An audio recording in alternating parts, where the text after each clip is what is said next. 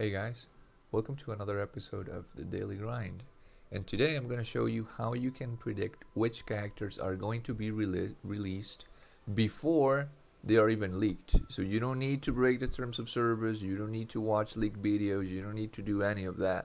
This is a completely legit way to do it. This is not clickbait, it's a genuine way to do it, and I'm going to show you why right now.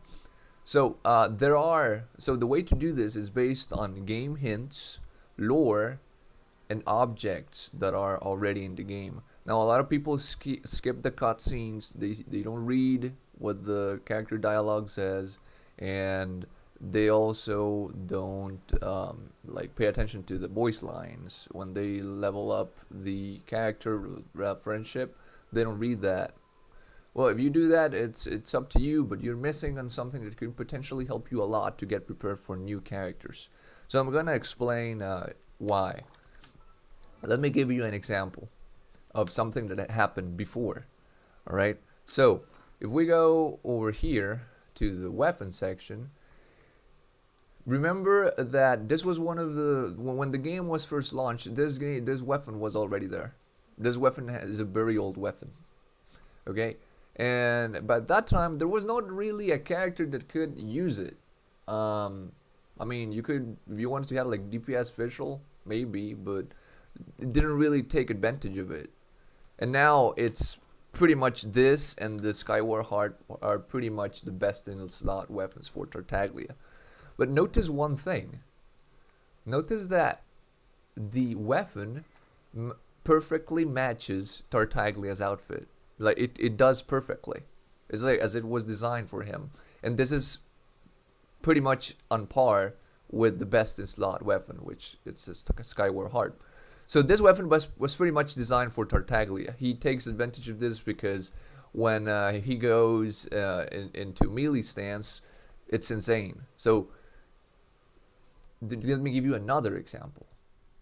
When this weapon released, it was pretty much useless because I mean there was Razor, but Razor was the only physical DPS pretty much like that really took advantage of this.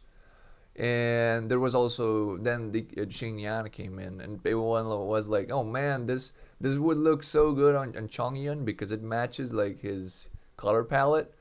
But it was not designed for Chongyun because he overrides the physical damage. And then Eula came out, and I know that there is a 5-star weapon for Eula, but this also matches perfectly. So what I'm trying to say here is that the game releases weapons first, and then it releases. You see the pattern here? It releases weapons, and then it releases characters for such weapons. So this is one of the ways, because there's another way, but this is one of the ways you can predict which character is going to be released in the future, and you can prepare for it.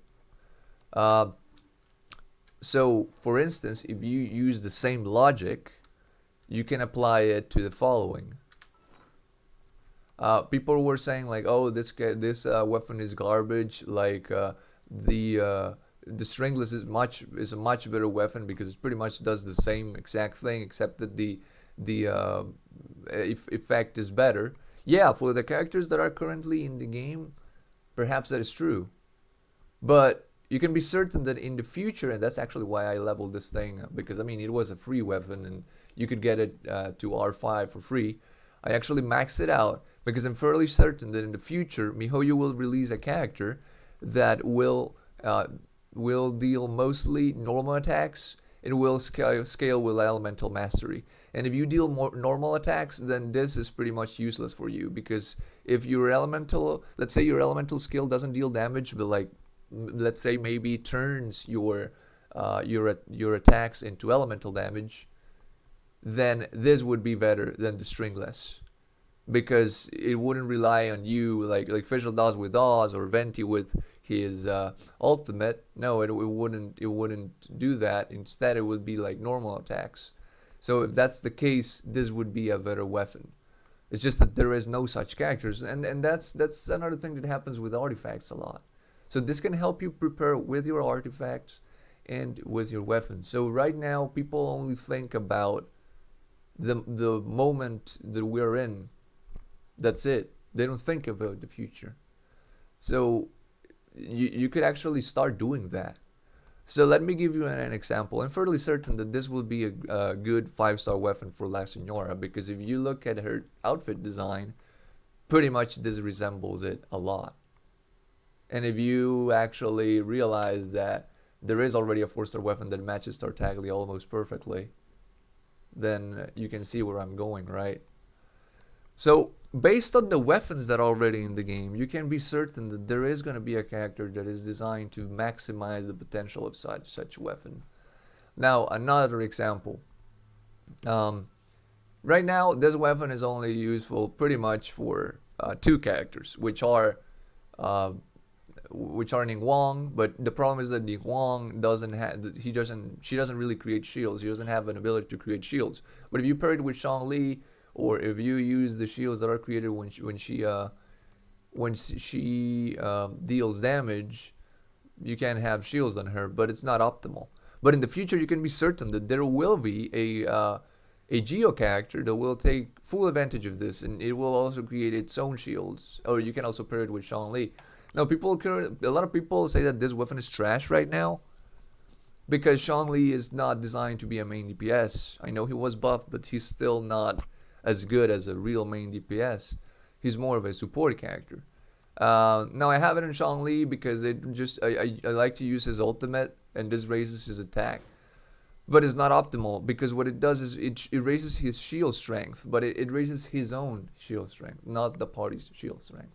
So this is more designed for a DPS. In the future, there may be a Geo sphere user that's a main DPS, and it's going to take full advantage of this. And this is the one I'm mostly hyped about. In the future, there will be a 5-star main DPS Claymore user that will take full advantage of this 5-star weapon. You can be certain of that. What you cannot know is when is that going to happen, but you can be certain that it's going to happen. Remember that at the very start of the game, Xiao's weapon was already released, and then they released Xiao. Remember also, the same happened to Ganyu. If you go to Reddit, if you go to pretty much any website that talks about this list Genshin Impact weapons, and you look at the comments before Ganyu came out, everyone was, man, the Ammo's bow is such garbage. Like I got Ammo's bow, but Skyward Harp is so much better. And then Ganyu came out, and it turned out to be her best in slot weapon. If you go as a main DPS Ganyu, this is her best in slot weapon. There's literally nothing that is better for Ganyu than this weapon. And if you are main DPS, and it perfectly matches her color palette. So you see what I'm saying? Every single weapon will help you determine which characters are going to be released next. You don't know exactly when it's going to happen, but you know it's going to happen. So you can take a look at the weapons, and based on the main stat and based on the effect, you will be able to predict. That is one way you can do it. There's another way you can do it, and as if you go to the character voice lines, you're gonna see that they actually hint several things. So, for instance, this Grandmaster Vakra. Now, there are several characters that talk about this. I'm not gonna go on all of them because it would take too much time. But Grandmaster Vakra, based on what we got from the voice lines, he is the actual Grandmaster of the Knights of Favonius. Well, Jean is the acting Grandmaster, so she is just in charge because Vakra is currently not in the game because apparently he is on a mission right now.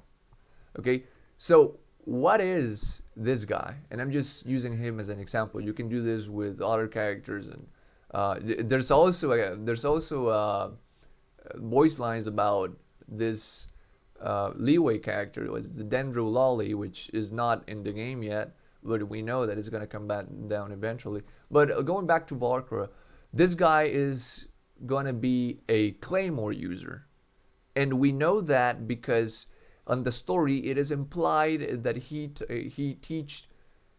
taught Razor how to fight, and Razor is a Claymore user. So if Barker taught Razor how to fight, then it means that he is a Claymore user. It's also implied that he is a much powerful character than Eula, because according to the story, Eula used to spar with Barker, and he was never able to defeat him. Like she fought at full strength, he was never able to defeat him.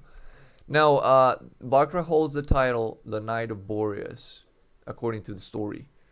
And if you see, so it's related to the wolf boss. So, and you know that the wolf boss is Animo and Cryo. So he is either a Cryo character or an Animo character. Most likely, if he is a Cryo character, he's gonna be related to Cryo. So he's gonna be like Ayaka in a sense that he mostly deals cryo damage. That's actually one of the reasons why I didn't pull for Ayaka, because if Bakra turns out to be a cryo character, I mean, I already have way too many cryo main DPS. So and this guy, while Eula, now this doesn't mean that Eula is going to become useless, because she is a main DPS focused on physical damage. Varkra is going to be probably focused on elemental damage, because it's either Animo or Cryo main DPS. She's probably not going to be focused on physical damage. And he's going to be a Claymore user because he taught Razor how to fight. So if you're not a Claymore user, how are you going to teach Razor how to fight, right?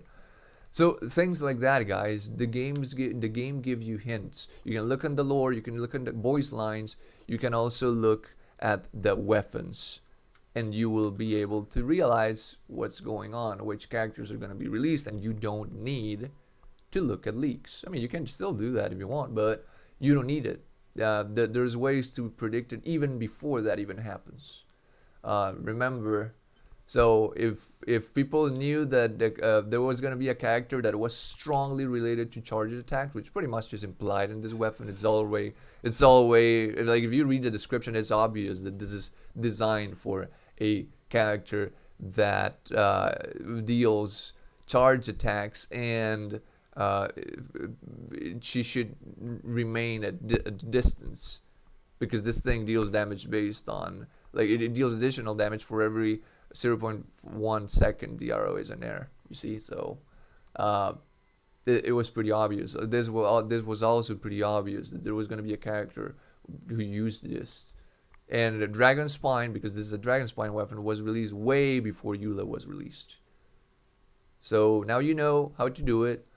Now this turned out to be one of the best in slot weapons for Kazuha, and it has been in the game pretty much since the game started. You see where I'm going. Now that you know the pattern, I hope this is useful for you. Same goes for artifacts. A lot of people were like, oh, like stat, HP increasing artifacts are garbage. And then Hu Tao came out. So, not anymore. So, that's for me personally. I save like pretty much every artifact. Like, the only way I ditch an artifact is if it has like this. This is an artifact that I would ditch. I mean, I level it up probably because when I level up this artifact, I didn't have better artifacts. But I wouldn't care just using this artifact as fodder for an artifact, because it has flat defense and flat attack. So if it has flat defense, flat attack, or flat HP, I just ditch it. If it has 2 or more of these flat stats, because they're pretty much worthless. But if I have a character that has like defense, like full defense and full HP, that artifact, it's not flat, but it's more percentage. That artifact is not necessarily garbage. It's just that it doesn't work for the current characters in the game, many of them, but it could work for a potential character. So try to plan in a smart way. Try to plan ahead so that you can save your resources for what's coming up next. Alright guys, that's it for today. I hope this video helps you out, and see you on the next video.